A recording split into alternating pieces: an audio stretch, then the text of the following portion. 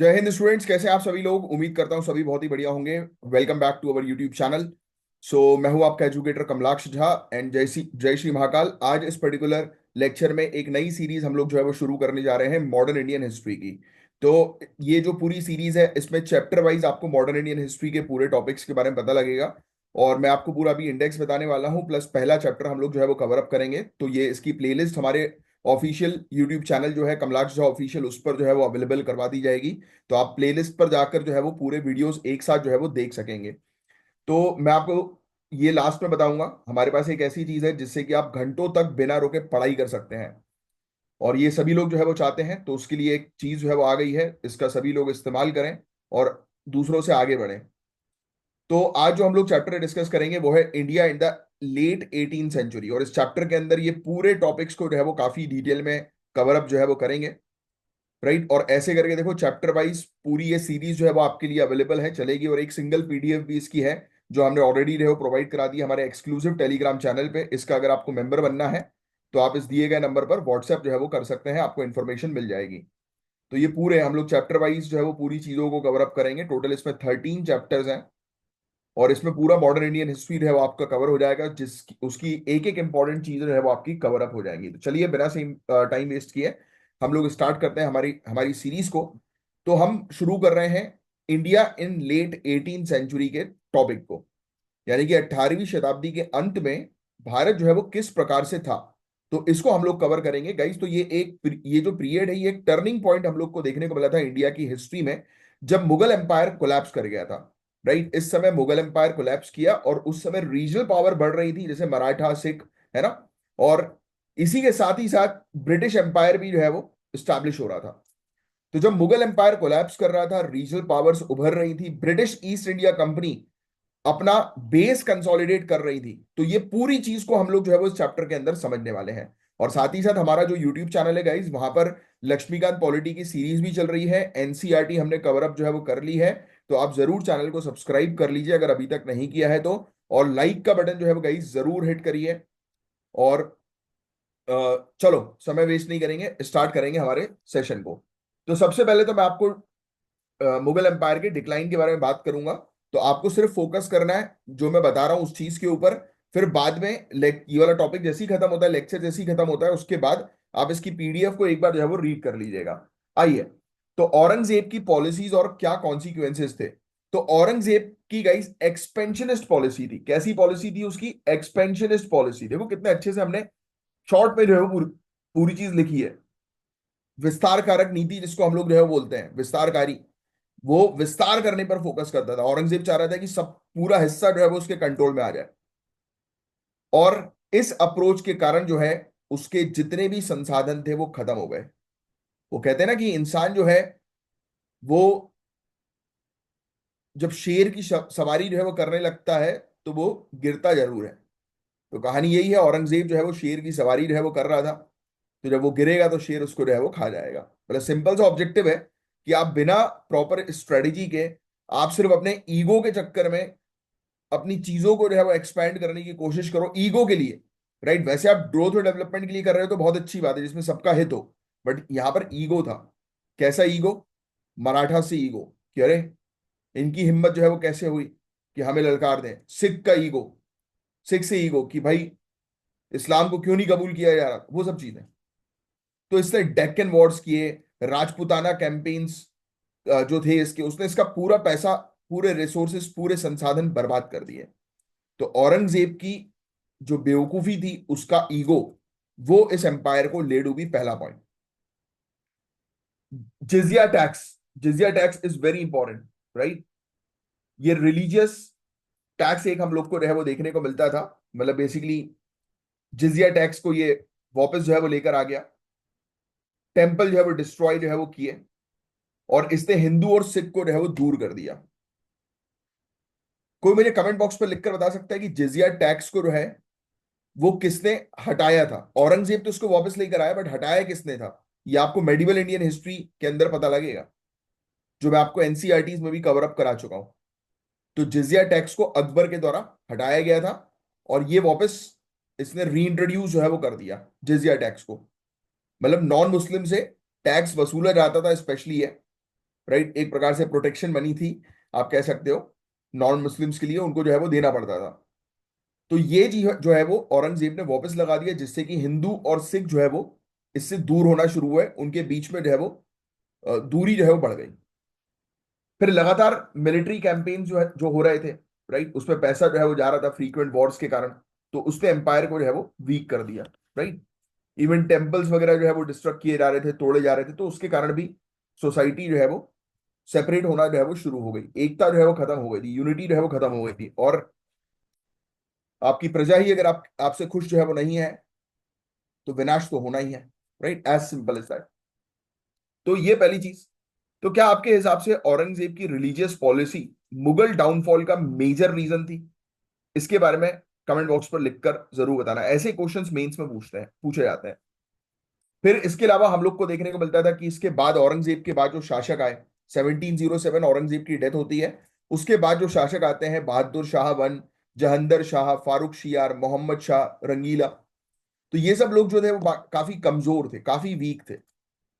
उनका माइंडसेट जो है वो उतना स्ट्रांग जो है वो था नहीं कि जो शासन जो है वो कर पाए, क्योंकि अमीर बाप की यानी कि राजा की बिगड़ी औलादे थी ये सब, जिनको सिर्फ ऐश और आराम में जीना पसंद था। तो मेहनत करना तो कभी ये जानते ही नहीं थे, तो जो मेहनत नहीं करेगा तो वो एम्पायर को तो अपना ले डूबेगा ही डूबेगा, बनाना तो दूर की बात है। तो वीक सक्सेसर दूसरा पॉइंट। फिर कोर्ट की पॉलिटिक्स, जो इनका कोर्ट जो था, रॉयल कोर्ट, वो बेसिकली डिवाइड हो गया था। ईरानीज, तुरानीज, हिंदुस्तानी, अफगानिस्तानीज, ये चार फ्रैक्शन थे जिसमें जो है वो डिवाइड हो गया था, राइट। इसमें तीन फ्रैक्शन लिखे हैं, एक अफगानिस्तानीज भी हैं, मतलब ग्रुप बन गए थे अंदर। तो जब ग्रुप ग्रुप बनेंगे तो वो चाहेंगे कि उन्हीं के ग्रुप का ही एक व्यक्ति जो है वो लीडर बने। यानी कि मुगल फैमिली को इन ग्रुप्स ने डिवाइड करना शुरू किया, तोड़ना शुरू किया, भाइयों को भाइयों के खिलाफ लड़वाना जो है वो शुरू किया, एक दूसरे के कान भर के। तो इनके कोर्ट में ही हम लोग को पावर कॉन्फ्लिक्ट जो है वो देखने को मिल रहे थे, क्योंकि अलग अलग ग्रुप्स थे, यूनिटी खुद ही उनकी मेन सुपीरियर बॉडी जो है, जैसे कि हमारे यहाँ पे आज की डेट में पार्लियामेंट है ना। तो वैसे ही ये मान के चलो कि उसकी राजा की जो कोर्ट है, राइट, जो इंपॉर्टेंट डिसीजन लेते हैं उसके नोबल्स, तो वही लोग जो है आपस में डिवाइडेड है, ग्रुप जो है वो बन गए हैं। तो लड़ाई होती है, तो लड़ाई होगी तो स्टेबिलिटी कैसे मेंटेन हो पाएगी? Are you getting my point? तो ये पॉइंट। फिर नेक्स्ट पॉइंट, रीजनल पावर जो है वो बढ़ रही थी। जैसे मुगल गवर्नर जो है वो इंडिपेंडेंट हो गए, बंग, बंगाल का नवाब, हैदराबाद का निजाम, राइट, मराठास, तो ये सब रीजनल पावर जो है वो बढ़ती जा रही थी। हालांकि मैं आपको बता दूं, Nizam was the loyal ruler. Even उसने मुगल अथॉरिटी से हटने के बाद, even in Bengal also, Mughal से हटने के बाद उन्होंने कभी भी अपने आप को इंडिपेंडेंट घोषित नहीं किया था, राइट। बट मराठास, उनकी आइडियोलॉजी जो है वो अलग थी, क्योंकि ये बंगाल के नवाब, हैदराबाद का निजाम, ये मुगल से ही ये गवर्नर जो है वो बने थे ऑब्वियसली। और मराठास तो एक डिफरेंट सेक्शन हम लोग को जो है वो देखने को मिला था, राइट, मुगल से टोटली डिफरेंट, अपने एडमिनिस्ट्रेशन में, अपने कल्चर में, अपनी प्रैक्टिसेस में। यस। तो ये चीज, तो आपको अभी तक ये चीज जो है वो समझ में आई कि मुगल एम्पायर का डिक्लाइन के पीछे क्या कारण थे। ये चीज मैंने आपको समझाने की कोशिश करी। क्लियर? पहला पॉइंट, पहला पार्ट, है ना।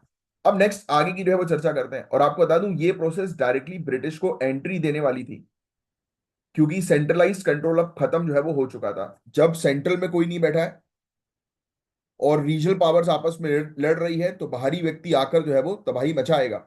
वो कहते हैं ना कि घर की जो लड़ाई है आपस में, जो परिवार की लड़ाई है वो परिवार में ही रहनी चाहिए, क्योंकि जब पढ़ाई परिवार में लड़ाई होती है तो बाहर से आया हुआ व्यक्ति जो है वो उसमें और फूट डालता है और परिवार को तोड़ के रख देता है। तो कभी भी अपने रिलेशनशिप में थर्ड पर्सन को कभी भी घुसने मत दो, नहीं तो your game will be over. Next, political fragmentation और इमरजेंस ऑफ रीजनल स्टेट्स। हमें देखने को मिला कि इसके अंदर तीन चीजें हैं गाइस। एक होती है सक्सेसर स्टेट, एक होती है इंडिपेंडेंट किंगडम, और एक होता है मराठा कॉन्फिडरेसी। पहली चीज सक्सेसर स्टेट, नाम से ही जो है वो समझ में आ रहा है, मुगल से ही टूटकर आगे जो है वो कोई स्टेट बनी है, यानी कि उन्होंने कभी भी मुगल को छोड़ा नहीं है, उसी को आगे कंटिन्यू किया है एक अलग फॉर्म में। जैसे बंगाल, अवध और हैदराबाद, जो मैं अभी आपको समझा रहा था, ये फैक्ट ध्यान में रखना। सक्सेसर स्टेट्स में आएंगी बंगाल, अवध और हैदराबाद। देखो कितने अच्छे से हमने पूरी चीजें आपके लिए मेंशन की हुई हैं। इसमें लीडर्स के नाम भी जो है वो लिखे हुए हैं। मुर्शिद कुली खान किसका था, बंगाल का, ये choose the correct pair match the following में आ जाता है। सादत खान अवध का, निजाम उल मुल्क हैदराबाद, राइट। तो ये चीज भी ध्यान में रखिएगा। तो सक्सेसर स्टेट जो पहले मुगल प्रोविंस थी, मतलब मुगल प्रोविंस ही है ये बेसिकली एक प्रकार की, जो इंडिपेंडेंटली ऑपरेट कर रही है, बट उन्होंने कभी भी ऑफिशियली अपने आप को इंडिपेंडेंट घोषित नहीं किया। That is the main thing, ठीक है। तो farmer Mughal province with Mughal style admin, यानी कि उनका पूरा एडमिनिस्ट्रेशन है मुगल स्टाइल के ऊपर ही बेस्ड है, राइट। बट इंडिपेंडेंट नहीं है, बट इसमें जो है वो हालांकि जो है वो लिखा हुआ है कि practically independent, right, but on books वो मुगल का ही हिस्सा है, बट उन्होंने कभी भी अपने आप को मुगल से अलग नहीं माना। फिर इंडिपेंडेंट किंगडम हो गए, कुछ लोग थे उन्होंने बोला कि नहीं नहीं हम तो अलग ही हैं स्टार्टिंग से ही। पंजाब, मैसूर, राजपूताना, पंजाब के अंदर रंजीत सिंह जी, राइट। मैसूर में हैदर अली, टीपू सुल्तान, राजपूत स्टेट्स, है ना। तो ये हम लोग को देखने को मिलता है। ये जो थे ये टोटली अलग थे। ब्रिटिश के बिगेस्ट अपोनेंट के तौर पर हैदर अली और टीपू सुल्तान थे। ब्रिटिश को उनको हराना बहुत मुश्किल पड़ गया था। Same with Marathas, right. क्योंकि मुगल्स के रूलर ही वीक थे, बट यहां पर जो रीजनल पावर्स थी इनके रूलर सॉलिड थे, स्ट्रांग थे। तो ब्रिटिशर्स के लिए Mughals was not the biggest challenge.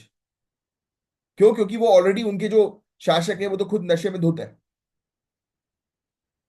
But यहां पर जो स्ट्रांग प्लेयर्स थे, मराठास, मैसूर, ये Hyderabad, Hyderabad was also strong player क्योंकि सक्सेसर स्टेट था। Awadh, Bengal, main central authority weak थी, बाकी दूसरी अथॉरिटी सॉलिड थी।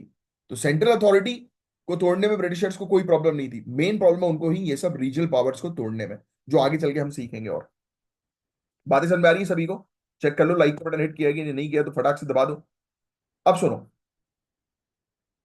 अब मराठास के बारे में मैं आपसे बात करता हूं। तो इसमें पेशवा का रूल हम लोग को देखने को मिलता था। पेशवा जो है वो रूल करते थे, राइट। और इनका एम्बिशन था पूरे इंडिया में जो है वो अपना परचम लहराना है। पूरे इंडिया को जो है वो मराठा के रंग से रंगना है, राइट। तो ये इनका मेन ऑब्जेक्टिव था, पैन इंडिया रूल। बट ये डिवाइड हो गए, अगेन फैमिली इश्यूज, टूट गए। पहले एकता में थे तो सब बढ़िया चल रहा था।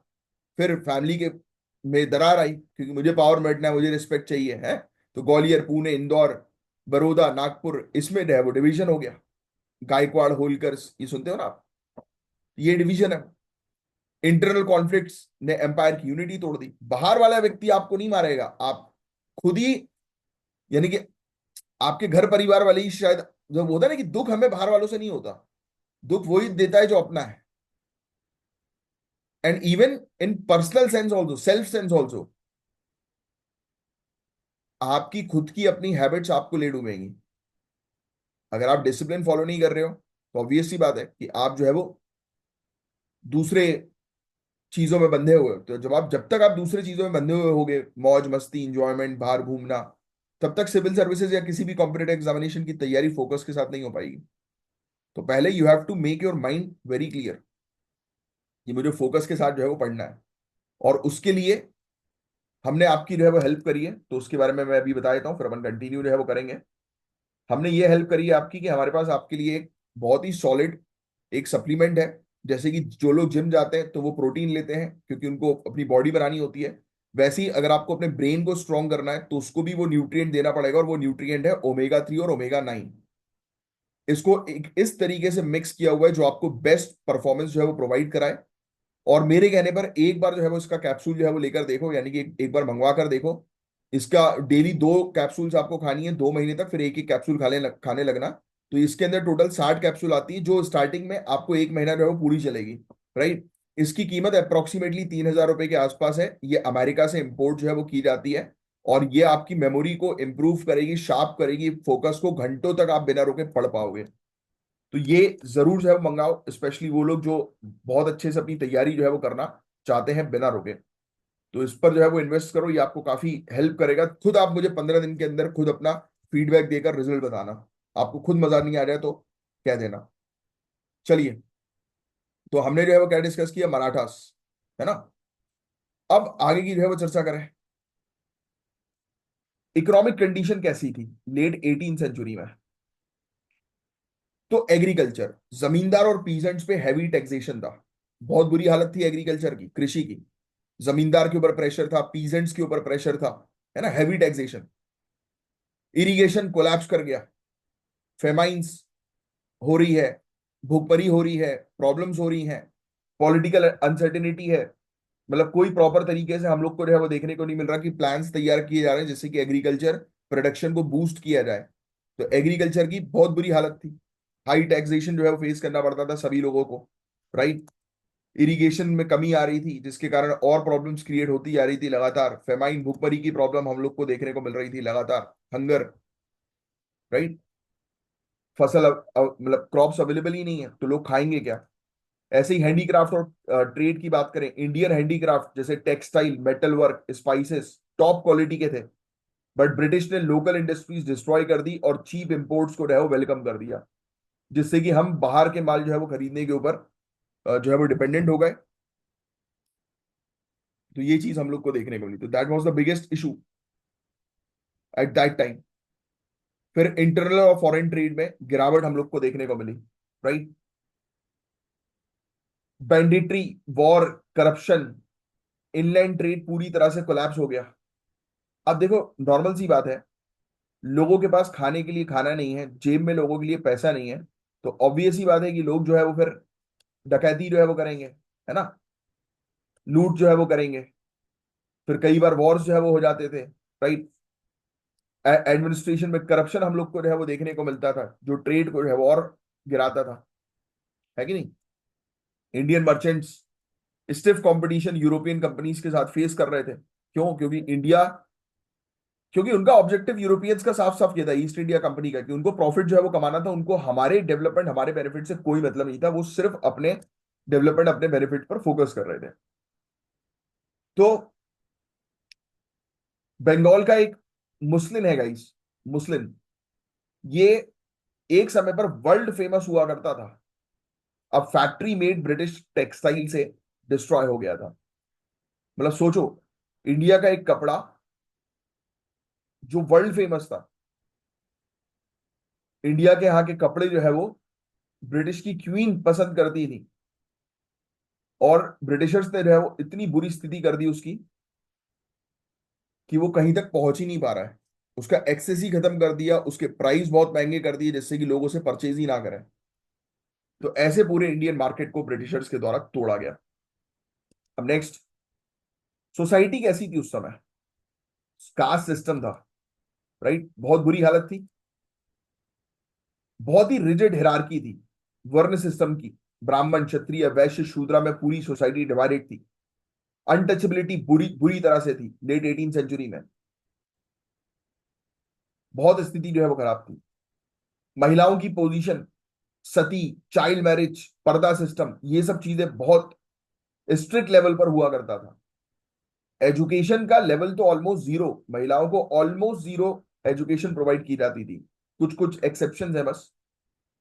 फिर रिलीजियस डेवलपमेंट की बात करें तो भक्ति और सूफी मूवमेंट्स इस समय पर स्टैब्लिश हुए, शांति को प्रमोट करने के लिए। एक्चुअली उनका तो मेन ऑब्जेक्टिव यही था, शांति प्रमोट करना। Obviously you have to write it down, but the main objective was, specially अगर हम बात करें भक्ति मूवमेंट की, तो एक्चुअली क्या हुआ कि हिंदुइज्म के अंदर वर्ण सिस्टम के कारण लोग काफी डिप्रेस थे।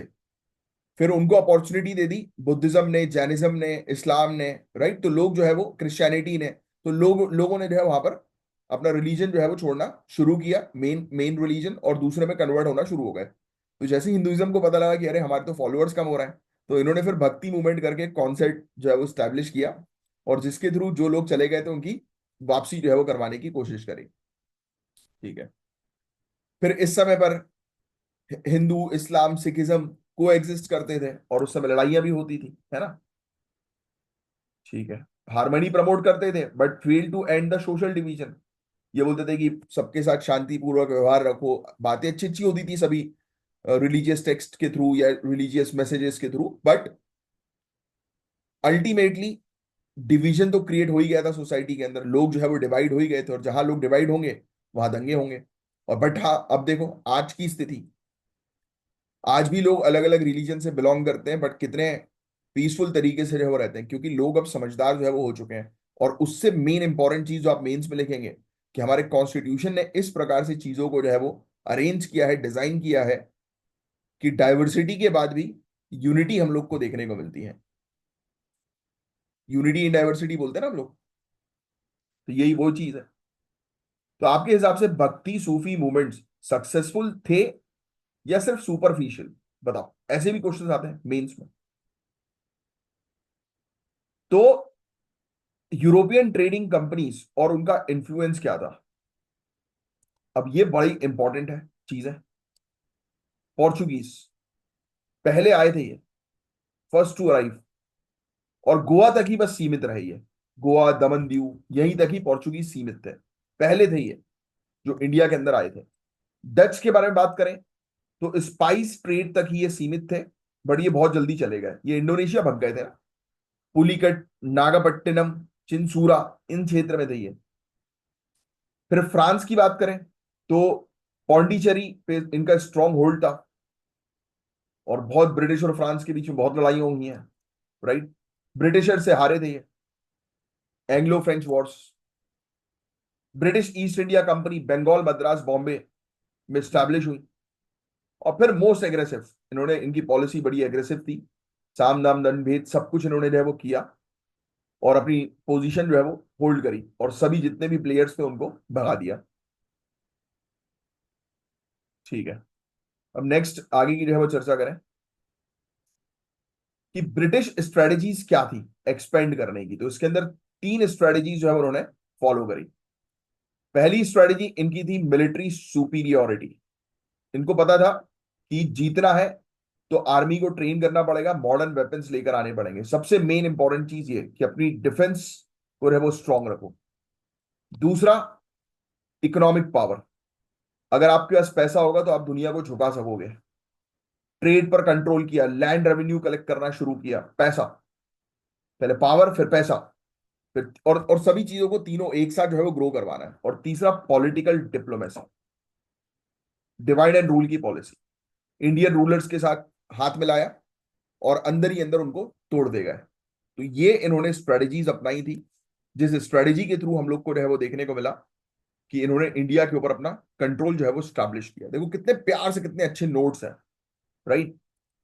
अब ये सबसे डेंजरस पॉलिसी थी, बेहतरीन और डेंजरस। क्यों डेंजरस मैं बोल रहा हूं? क्योंकि एग्रेसिव थी। सामने कौन व्यक्ति है, इंसान है, जानवर है, किसी में कोई फर्क नहीं, अपना ऑब्जेक्टिव पूरा करने के लिए लोगों की आहुतियां दी गई। That was the case. Next, Anglo French rivalry in India, very very important. Britishers और फ्रांस के बीच का इशू, कर्नाटिक वॉर्स कब कब हुए, कोई मुझे बता सकता है? कितने कर्नाटिक वॉर्स हुए, कब कब हुए? कमेंट बॉक्स पे लिखकर बता सकते हो, these are the Carnatic wars. Comment box में फटाक से लिखकर बताओ। कर्नाटिक वॉर्स 1746 से लेकर 1763 तक चला। फ्रांस की तरफ से डुप्ले था, और ब्रिटिश की तरफ से रॉबर्ट क्लाइव। और कहा जाता है कि अगर रॉबर्ट क्लाइव ने स्मार्टली डुप्ले को भगाया नहीं होता तो आज की डेट में ब्रिटिश ईस्ट इंडिया कंपनी नहीं होती, उसकी जगह फ्रेंच ईस्ट इंडिया कंपनी होती। क्यों बोल रहा हूं मैं सर? डुप्ले बहुत स्ट्रांग माइंडसेट का व्यक्ति था, और किस स्ट्रेटेजी से इसको हटाया गया, तो कहा जाता है कि उस समय सबसे जो करप्टेड गवर्नमेंट थी वो फ्रांस गवर्नमेंट थी। तो रॉबर्ट क्लाइव ने जो है ये अपनी टीम को बताया, इसकी टीम जो है वो गई फ्रांस, और फ्रांस में जाकर कहा गया, उनको पैसे दिए गए, राइट। उनको जो है वो एक बक्सा जो है वो दिया गया नोटों से भरा हुआ, और कहा कि भैया एक काम करो, डुप्ले का वापस ट्रांसफर फ्रांस पे करवा दो, इंडिया से निकाल दो उसे। तो बस डुप्ले का ट्रांसफर हुआ फ्रांस, और यहाँ रॉबर्ट क्लाइव जो है वो जीत गया, क्योंकि डुप्ले बहुत स्मार्ट व्यक्ति था। ये टिक जाता तो ये ब्रिटिशर्स को टिकने नहीं देता, बहुत स्मार्ट। फिर battle of Wandiwash 1760, very important. British जीत गए, फ्रांस को एग्जिट करना पड़ा। बैटल ऑफ वांडी वॉश, देखो कितने अच्छे से हमने हर एक बैटल, जो चीज एग्जाम में आएगी वो चीज हमने आपके लिए मेंशन करी है, सिर्फ उतनी जो काम की है। नेक्स्ट, बैटल ऑफ प्लासी 1757, ऐसा युद्ध जिसने पहली बार ये चीज बता दी कि Britishers were very smart. Robert Clive ने नवाब सिराज उद दौला को हरा दिया, और कहा जाता है कि ये लड़ाई कभी हुई नहीं थी, battle of Plassey. Robert Clive ने बहुत ही स्मार्टली नवाब के जो लोग थे, पहले उनको ऑब्जर्व किया कि पावर का भूखा कौन है, उसकी कमजोरी पता करी, और उसको लालच दी कि तुम्हें पावर पे हम बिठाएंगे, आओ जॉइन अस। तो उसने नवाब के ही लोगों को करप्ट कर दिया। तो ऑलवेज मेक श्योर कि तुम्हारे आसपास जो भी है वो तुम्हारे लिए लॉयल है कि नहीं। और मैं आपको बता रहा हूं भाई, लॉयल्टी, जो ब्यूरोक्रेट्स होते हैं वो लॉयल्टी को मानते नहीं है। क्यों नहीं मानते, उसका रीजन है कि लॉयल्टी कभी भी पलट जाती। कौन आज की डेट में आपके साथ है, यू नेवर नो, कि आज से 10 साल 15 साल बाद वो आपके खिलाफ ही हो जाए। So always keep check and balance in life. Cross check करते रहो सामने वाले व्यक्ति को, किसी पे अंधा विश्वास मत करो, किसी पे भी। और दूसरा, एक चीज हमेशा जो है वो याद रखना, जिस दिन अपने दिमाग में हमने डाल लिया ना कि आपके आसपास जो भी लोग हैं, जो भी, वो आपके लिए लॉयल नहीं है, तो उस दिन आप खुश रहोगे, क्योंकि उस दिन आप एक्सपेक्टेशन नहीं रखोगे। समझ रहे हो? तो सिराज उद्दौला, एक्सपेक्टेशन थी कि उसके कमांडर उसको बचा लेंगे, उन्हीं ने ही उसको उड़वा दिया। तो कंपनी ने बंगाल के ऊपर कंट्रोल कर दिया, बैटल ऑफ प्लासी 1757। फिर बैटल ऑफ बक्सर आता है 1764, Shah Alam second versus plus नवाब वर्सेस ब्रिटिश। क्योंकि ये लोग परेशान हो गए थे, उस समय मुगल शासक था Shah Alam second. Battle of Buxar, फिर उस समय ब्रिटिशर्स को लगा, नहीं, ब्रिटिशर्स ने अपना कंट्रोल स्टैब्लिश कर दिया था, बट अवध का नवाब भी जो है वो उसमें शामिल जो है वो हो गया, राइट। बंगाल का नवाब जो है वो शामिल हो गया। इनने बोला कि यार ये ब्रिटिशर्स तो मनमानी कर रहा है, आओ मिलकर इनको मारेंगे। But Britishers were very smart people. Britishers ने इन तीनों को पीटा, और पीटने के बाद इनसे इतना पैसा लिया कि बेटा तुमने गलती कर दी मुझे छेड़ने की, अब भुगतान भरो। अब पेनाल्टी नहीं, तुम्हारे कपड़े उतरवा दिए जाएंगे, अब आओ। बहुत पैसा ले लिया। और उस समय इनको उम्मीद नहीं थी कि इंडिया के पास इतना पैसा है। तो इंडिया को आ गया इन लोग को आ गया मजा। जो लोग फटी चप्पल पहन के आए थे, वो लोग शूज खरीद रहे हैं, स्नीकर्स है। तो वो कहानी थी इन लोगों की, बहुत पैसे छापा इन लोगों ने। तो ब्रिटिश को दीवानी राइट्स मिली बंगाल, बिहार और उड़ीसा के अंदर, इस मुद्दे के बाद, बैटल ऑफ बक्सर के बाद। तो किसके बीच में बैटल हुआ, क्या कारण था? ऑब्वियस सी बात है कि ब्रिटिश को हटाना इनका मेन ऑब्जेक्टिव था, क्योंकि ब्रिटिशर्स की जो पॉलिसीज थी वो उनके समझ में आ नहीं रही थी, और उनकी एक्सप्लॉइटेटिव नीति जो है वो उनको क्लियर थी। तो कंक्लूजन की बात करें तो 18th सेंचुरी का इंडिया फ्रैगमेंटेड, बटा हुआ है, कमजोर है, वल्नरेबल, कमजोर, पिछड़ा। ब्रिटिश ने इस वैक्यूम का फायदा उठाया, और एक एक करके इंडियन टेरिटरीज को अपने कंट्रोल में करना शुरू किया, और पॉलिटिकल, इकोनॉमिक और मिलिट्री से अपना रूल स्टैब्लिश किया। तो मोस्ट इंपॉर्टेंट चीज जो है, मुगल एम्पायर डिक्लाइन हुआ, जो अभी हमने पढ़ा। रीजनल पावर राइज होती है, ब्रिटिश ने इंटरवीन किया। इकोनॉमिक और सोशल वीकनेस की बात करें, यहां पर मैंने आपके लिए वो भी दे रखा है, यूपीएससी टेक अवे। तो ये आप देख सकते हैं, सिविल सर्विसेज के लिए है ये बेसिकली। तो इकोनॉमिक और सोशल वीकनेस, इकोनॉमिकली कमजोर थे, कर दिया गया था, राइट। और अगर आप पैसे से पावरफुल नहीं हो, तो आप किसी से लड़ने के लिए वो नहीं कर सकते, हिम्मत नहीं कर सकते। क्यों? क्योंकि सामने वाला व्यक्ति जो है वो आपको हर बार फिर हराएगा।